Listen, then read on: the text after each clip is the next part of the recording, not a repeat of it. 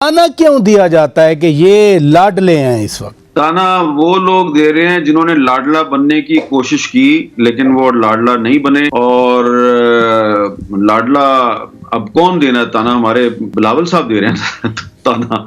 तो बिलावल साहब जो हैं उन्होंने शहबाज शरीफ साहब को वजीर आजम बनवाने में बड़ा एक रोल प्ले किया। बल्कि मैं ये कहूंगा कि शहबाज शरीफ साहब को मुसल्लत करने में बिलावल साहब ने और उनकी पार्टी ने बड़ा रोल प्ले किया। आज बिलावल साहब कहते हैं ये महंगाई लीग है, मुस्लिम लीग दरअसल महंगाई लीग है। भाई आप उसके वजीर खारजा थे उसकी हुकूमत के, और आपने कौमी असम्बली में फ्लोर ऑफ द हाउस पे कहा था कि शहबाज शरीफ उतने मुस्लिम लीग नून के वजीर आजम नहीं है जितने पीपल्स पार्टी के हैं। तो पीपल्स पार्टी ने भी कोशिश की लाडला बनने की और मुस्लिम लीग नून ने भी कोशिश की। तो मुस्लिम लीग नून जो है वो लाडला बन गई है और अब पीपल्स पार्टी नहीं बन पा रही है तो वो अब तनकीद कर रही है। तो इसका मतलब कतन ये नहीं है कि नवाज शरीफ साहब को आप एक लाइसेंस दे दें 2024 के इलेक्शन में वो वही गलत काम जो है वो आप दूसरी पार्टियों के साथ करें। देखिए एक फर्क है, इस वक्त जो तहरीक इंसाफ है वो तनकीद कर रही है कि जी साइफर केस जो है वो अभी तक उस पे अमल दरामद हो रहा है और साजिश हो रही है, और बिलावल साहब जो है उनको लाडला करार दे।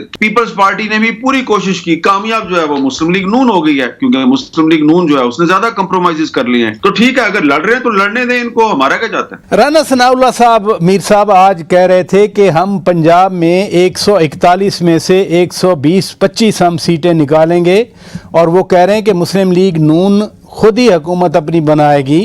अगर इतना ही पंजाब उनके पास है, आप भी कह रहे थे कि मियां साहब फोकस करें पंजाब पे, अगर पंजाब पे इतना होल्ड है तो फिर बलूचिस्तान में सिंध में जाकर इत्तेहाद बनाने की क्या जरूरत है? आप शुक्र करें कि राना सनाउल्लाह ने ये नहीं कहा कि हम पंजाब में 141 में से 161 सीटें निकालेंगे। उन्होंने अभी यही कहा कि हम 120 या 125 निकालेंगे। तो देखें ये सियासतदान इस तरह की बात करते रहते हैं, लेकिन राना सनाउल्लाह साहब जो है ना वो आपको मानेंगे तो नहीं आपके सामने, लेकिन एक मीटिंग थी और उस मीटिंग में नवाज शरीफ ने राना सनाउल्लाह साहब से पूछा, और ये मीटिंग लाहौर में हुई। राना साहब ये बताएं कि ये आप लोग बड़े मुझे पूरे इत्मीनान नजर आ रहे हैं, लेकिन ये इस्तेकाम पाकिस्तान पार्टी बनाई गई है।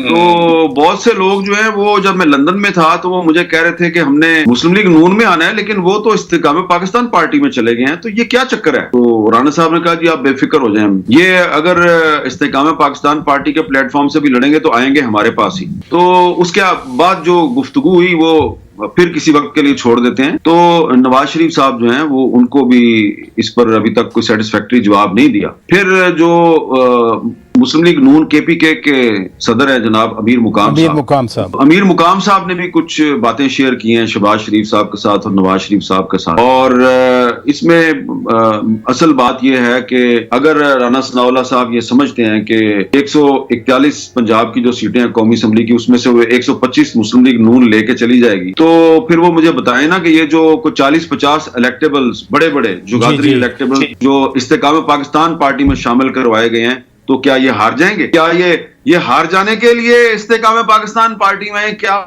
चौथी दफा नवाज शरीफ साहब ने अगर वजीर आजम बनना है तो वो आप जहांगीर तरीन और परवेज खटक साहब की मेहरबानी से बनेंगे।